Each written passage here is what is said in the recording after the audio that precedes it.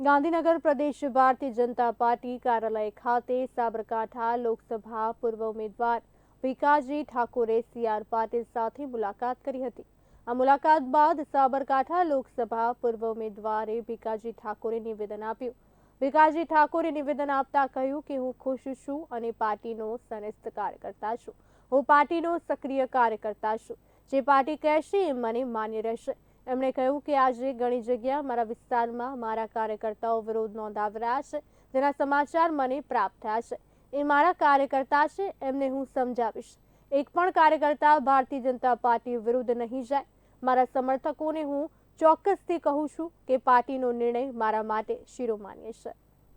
5 Sabarkantha લોકસભાનો Bharatiya Janata party મને કેન્દ્રીય parliamentary અને રાજ્યના પાર્લામેન્ટરી મને ઉમેદવાર સાબરકાંઠા પર બનાવ્યો છે અને પછી પોતાને મને એવું લાગ્યું કે આ ચૂંટણી લડવા માટે મારે અસમર્થતા દર્શાવી અને એ રીતે ચૂંટણી લડવા માટે પોતાનું મેં મારા ફેસબુક પર મૂકી અને ના પાડી હતી।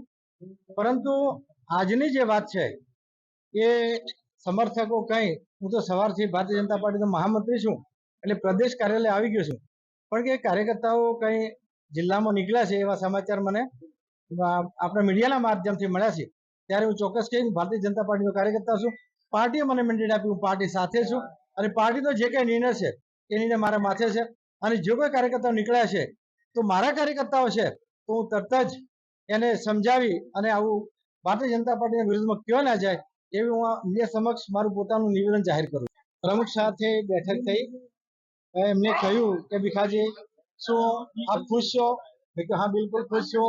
પાર્ટીએ મને મેન્ડેટ આપ્યું હતું, કોઈ જગ્યાએ મેં રજૂઆત કરવા નતા ગયો, મારા પરફોર્મન્સના આધારે આપ્યું હતું અને પાર્ટીને યોગ્ય લાગ્યું તો આજે બીજા ઉમેદવાર આપ્યા છે તો હું પાર્ટીનું કામ કરીશ અને આવતા સમયમાં મારા માટે ખૂબ સારા દિવસો હશે